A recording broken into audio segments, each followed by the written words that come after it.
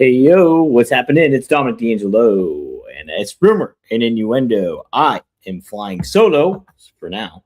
Robert still might be getting his sea legs back now that he's returned overseas. He was in London, I believe, and then he was in Paris. And so he did the WWE European tour a little later. But we're here today for a Monday, and I'm happy to be here with all of you. Let's add some folks in the chat. Also, real quick, PSA: anybody ever get like the what is it? What's it called? The tongue ulcers or ulcers in your mouth? I have several of them on my tongue, and it's killing me the past several weeks. And I don't know how to get rid of them. And it's driving me nuts. Driving me nuts. If anybody has any remedies, please let them know. In the chat.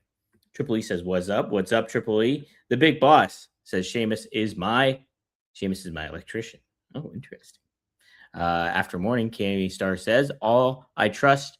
Everyone survived the explosions and storms." I know. How many of your dogs got freaked out by the fireworks? Dre Owen says, "Hello, everyone. Working on restoring people's power, but not missing R&I." Wow, dude, multitasking. You can't beat multitasking. Johnny Disco says, "Good day, R&I." Sorry, I was just making sure Robert wasn't texting me. Dom, how's Mother Nature? It was raining, downpouring over here, Big Boss. The Big Boss. Yeah, we just had a lot of storms going on, but now it's cool. It's nice out. It's like, it's been so scorching hot in Pittsburgh, as it's been in a lot of places, but the rain has kind of cooled it down a little bit. We have, I still have power too. Yes, I do still have power. Jeff Henniger says, "Hello, R&I. Watching a pre-taped 2-hour SmackDown this past Friday, like it's back in the early 2000s, right? Jeez, oh man. When is the next Fonzie episode? Not sure. We'll figure it out. But RVD episode should be probably Wednesday night, as it always typically is. Thursday or Wednesday at 9:30 p.m. Eastern Standard Time. Ooh, Dre Owens, I have apple cider vinegar. I will try that. Good call.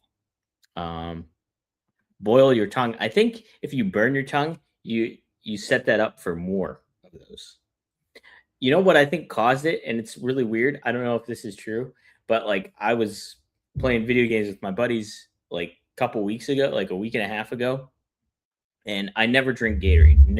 Never drink Gatorade. But I was given one, so it was in my fridge, and I was just like, I just want something that kind of cool me down. I add a little bit of Gatorade, and then I fill the rest up with water because I don't like all the sugar in Gatorade.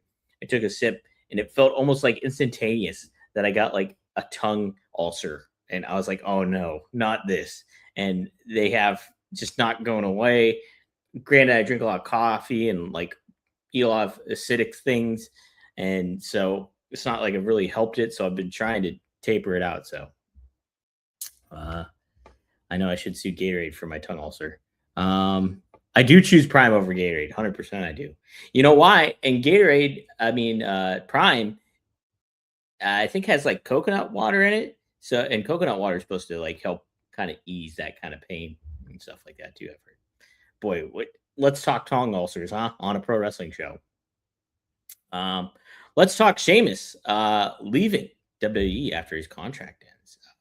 So apparently, reportedly, Sheamus will be leaving WWE once his contract is over. It's reported that he was asked to restructure his deal. He wasn't up for that, and so he's going to move on. Sheamus has been there forever. I think is he the longest tenured person?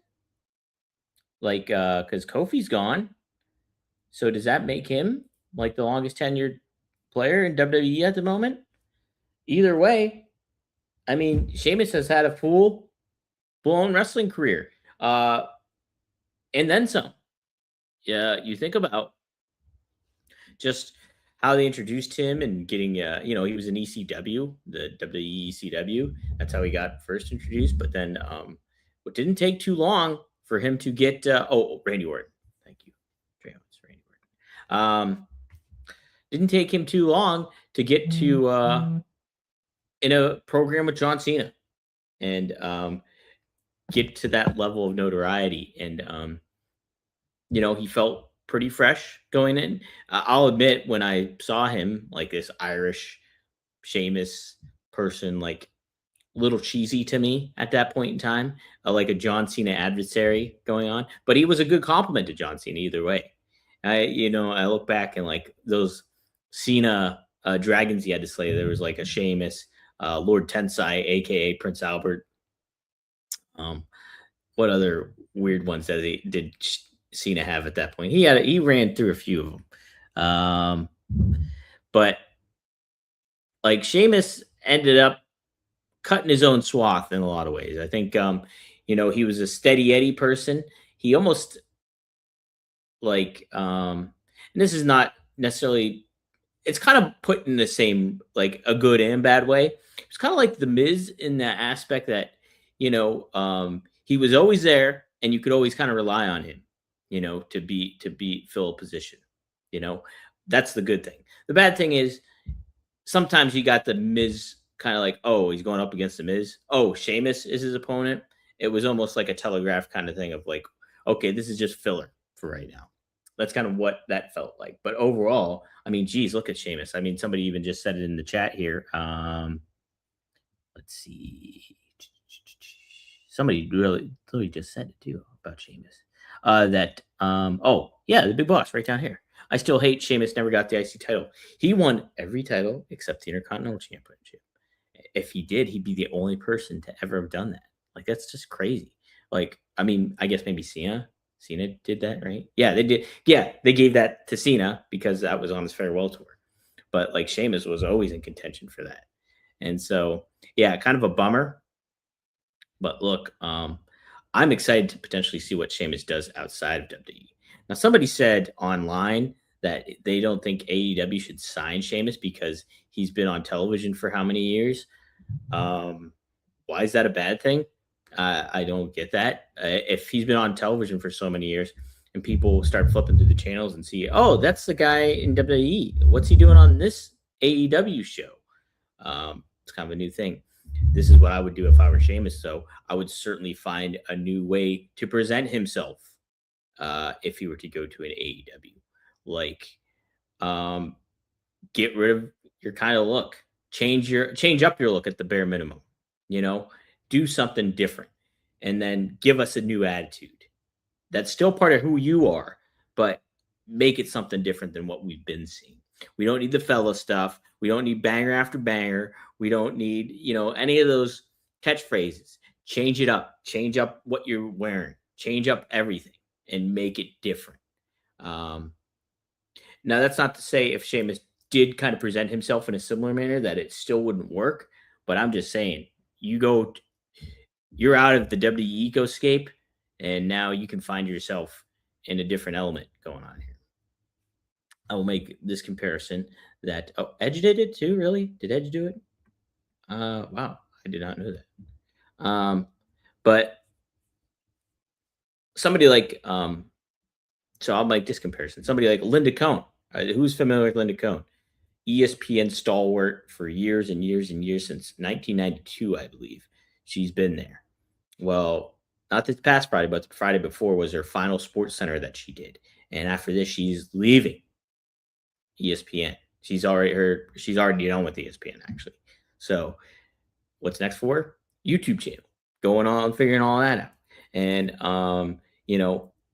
she'll be able to speak her mind on stuff that maybe that she necessarily couldn't when she was under the ESPN ecoscape. So Sheamus should look at it like, this is a fresh beginning for me. And that's what people like about big name wrestlers leaving companies and going to something different. So I think good for Sheamus. I bet he's getting paid a lot of money, and that's probably why they wanted to restructure his deal. But he didn't want to do it. So good on him. Go find something else. And maybe he's got other plans that he wants to do. But I think Sheamus could find some pretty fun traction outside of WWE. I think he could. Kimmy Star says, I remember him at a house show. I swear he glowed in the dark from being so pale. My goodness, I could only imagine. Let's see. Big Boss says it was the WCW version in '01, but WWE is counting it. Oh, okay. Yeah, I would count it too, right? Like if it's a United States Championship, because that is one that still has its lineage, right? Like technically. Um, oh, plus the Rumble, Money in the Bank, and King of the Ring. Interesting. Wow. Um, One of Breeze says Sheamus was really pushed hard when he first showed, but later on his match got better, and I started really liking him. And Cesaro as the bar was some of my favorite. Yeah, I mean that was a good act. Now I don't. People are saying like, "Oh, you reunite the bar in AEW." Maybe, but I'd want it to be in the ecoscape or in the aspect that you get Cesaro or Claudio out of Death Riders and give Claudio a fresh new painted coat. And I would want something like the bar, but make it different. You know, I think there's something that you can do with those guys as a tandem, but ultimately, like, you know, I think Sheamus could be, a good single star. Uh, and to, I would put him in the mix, you know, it's somebody different in the AEW that you're not used to seeing, so getting him involved with a better program, like you could kind of compare it like when they got Rusev and Rusev became Miro, but how poorly handled Miro was, like being like this video game kind of like little smarmy, and it was not good for him. It did not fit who the Miro slash Rusev character was, that really could have been elevated, that WWE didn't take advantage of his first run, and seemingly not to be taking advantage of right now. Um, so Sheamus being put in that position, I think would would be good to do. I think this is like your mulligan that you get, like that you could have had that you should have done with Rusev, or tried to do this with Sheamus. Just make him like a world beater, make him different, make him edgy. I think something like that. Uh, yes, I was going to talk about this too. Like Big Boss mentions, Jake Roberts left AEW, gave an interesting interview on the after show. Yeah, wow. So big missed opportunity there by AEW. Uh, Very unfortunate. Like it was so cool when Jake Roberts showed up in AEW, because wow, what a legend. I did saw him in like rare appearances on WWE, but here he was going to be a regular character on television. And like pairing up with Lance Archer, I thought was great, because and how they presented it initially, like him just beating the crap out of people in like this backwoods wrestling ring, and then Jake just being like this manipulative, like you can tell evil person. Like, what is this tandem going to be like? And man, it had so much potential. Like, you could have thought that like Jake Roberts could have got like this awesome like backwoods faction. And I always like fantasy booked in my head, what if they got like somebody like Mance Warner in this faction, and you get like, and he's got like this cult, this backwoods cult he creates. And man, how cool would that have been if they just run roughshod over people in AEW? And like there was just, and like Jake is just so great on the mic. I remember that one promo exchange he had with Arn Anderson, and man, it's just like what a huge missed opportunity to not make the most of Jake Roberts when you had him at that point in time, because he could have offered way more than what they were using him for. And like it was just a shame that they put him uh they had him manage Lance Archer, but he was not a focal point. And like he could have been a big focal point of that television program. So just like an unfortunate kind of thing to have happen. I mean, you just think about it. Even what's the guy's name? He's the workhorseman, uh heavy set dude. Um he would have fit in that Jake Roberts kind of backwoods faction. Like get guys like that.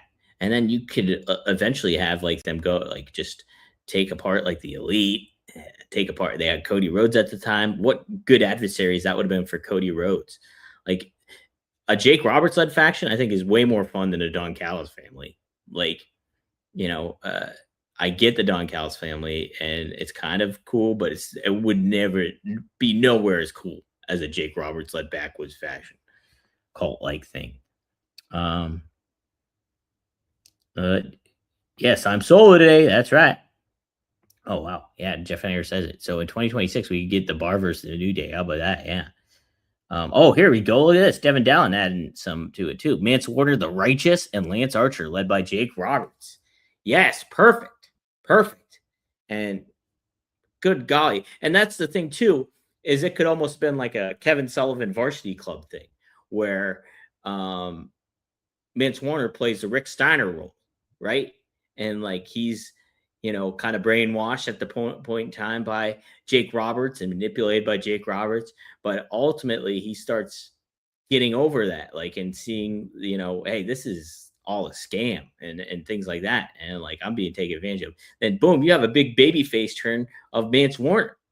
That was my fantasy booking, like for JD Drake. That was the one. Thank you. Thank you. I knew it was Drake. I didn't know the first name. I kept wanting to go to Eli. I was like, that's LA Knight. And so, but yeah, that's kind of what I was thinking. Ooh, like call it the Snake Pit.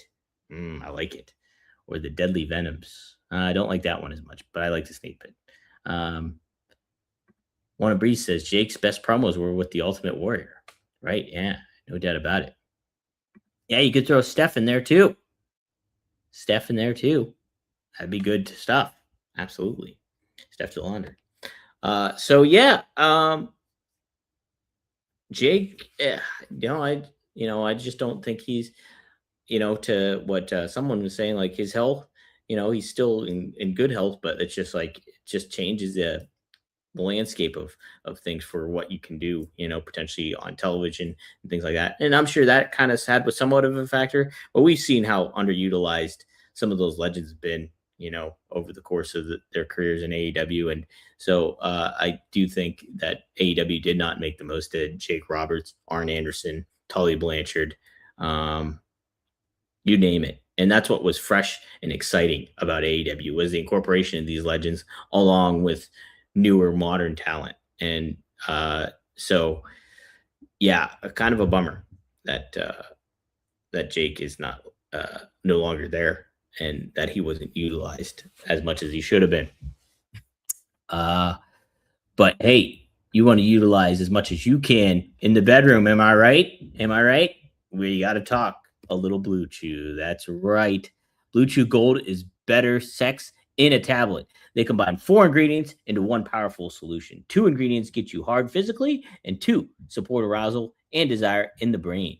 It works fast and lasts. Guys, have complete experience in the bedroom with Blue Chew Gold. That's right. There's a reason Blue Chew is the #1 brand for better sex. Experience it yourself at bluechew.com. And we've got a special deal for our listeners. Right now, when you buy 2 months of Blue Chew Gold, you get the 3rd month for free with promo code RUMOR. That's promo code RUMOR. You will also get an additional 10% off plus free overnight shipping on your first order. Visit bluechew.com for more details and important safety information. And we thank Blue Chew for sponsoring the pod and the bedroom. All right. Hey, thanks. Not bad segue, huh? That's all right. Will Raw be all right? Clearly, I talked about what spoiler went down on Friday, and it did go down. Cody Rhodes will be challenging Sami Zayn tonight on Raw for the WWE Championship. Is this going to be some sort of ruse where Sami somehow wins? Does someone cost Cody his championship opportunity, and then we have Sami go up against somebody else for SummerSlam? I don't know. Everybody's speculating that this is going to be a short-lived title reign, and like I would think, kind of, yeah, maybe it will be, because SummerSlam is right around the bend, and you want to have big name matches on your arguably second biggest show of the year. You can argue that against Royal Rumble, but like this is your WrestleMania of the summer, and so like Sami versus somebody else not named Kevin Owens doesn't seem like that big of a deal for the WWE Championship. And so I could just imagine, let's get Cody Rhodes back on there, and have Cody Rhodes versus maybe a CM Punk. Or, I guess that would be the ultimate one, Cody versus CM Punk. And then you have Seth versus Roman. And then plus you have Brock versus Oba. You're setting yourself up for a really marquee match SummerSlam. So I couldn't see. Maybe Sammy doesn't lose this Monday, but maybe he loses it coming up here. I don't know. So it'll be interesting. It is fun to see Sammy just having fun with the championship. Like, did you see he put the Beach Boys, Only God Knows, while he's like pushing his son on the swing, and then he goes over and there's the WWE championship on the swing too that he's pushing. And it's really fun stuff. So yeah, I'm intrigued. I'm intrigued to figure out what happens tonight, especially in that regard. Apparently Seth Rollins will be opening the show.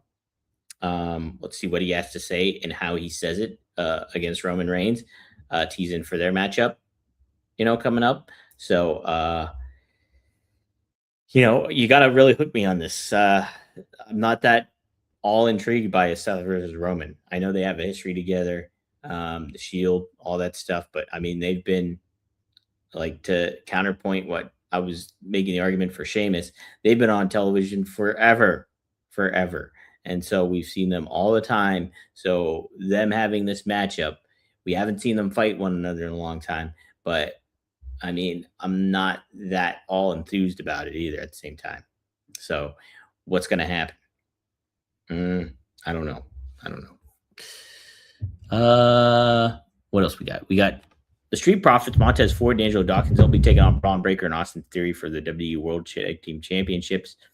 I could not see the Montez Ford and Angelo Dawkins losing this. They just won the titles. I think this might lead further to a breakup with the Vision. Maybe Braun Breaker gets fed up. Austin Theory takes a loss.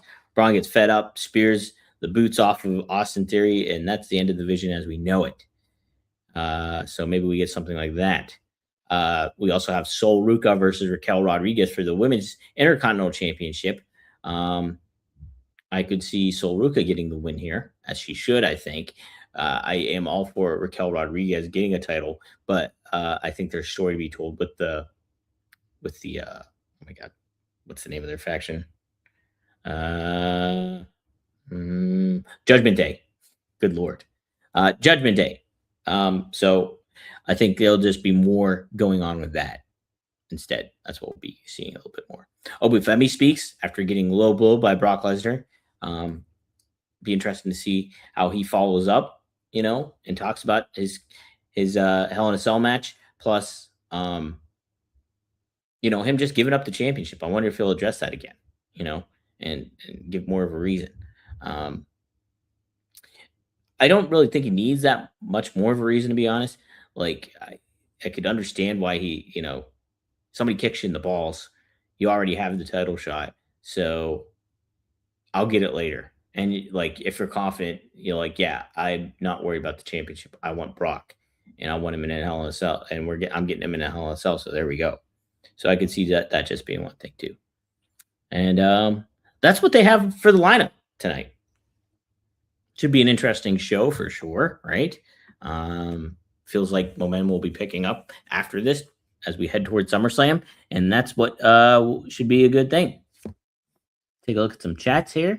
Everyone says Seth versus Roman. This is where Zilla Fatu pops up. I don't know. Maybe. Does Jacob Fatu become a factor here? I don't know. Devin Dowling. I see a new NWO debuting in AEW. Oh, New Day. I like it. I would not like that faction, by the way. Sheamus and New Day. That just feels very heavy-handed. Much rather have New Day pair up with like Swerve or something like that. I think that would be very cool. One Breeze says, I could see Sammy keeping the title and starts going on a rant. You thought I was going to lose. I was going to have a short run. Well, screw all of you, and keeps it until SummerSlam. Is that the headline match to have, though? Like, Sammy versus who? Sammy versus who at SummerSlam? I mean, is your card going to be built up enough to get other people? Like, where's CM Punk coming into this? So you got to get Sammy and Punk? I guess that'd be a fun SummerSlam match. It'd feel pretty fresh. But and yeah, I mean that would be a good way actually to completely turn Sammy heel too, if you really wanted to do it that way. Um, Sheamus, Austin Creed, and Kofi. Nah, I'm not into that. Not into that. Devin, the New Day might be in the business of hurting people. Uh, I wouldn't want them in that faction because there's already uh 3 people in there, right? So it's like you had 2 more. I guess it would kind of work, but I don't know. That's not their groove, right? I think pairing them with Swerve would be really fresh and feel really cool. Wow, 30-year anniversary of the new NWO tomorrow. Yes, Bash at the Beach. Let me make sure about that though.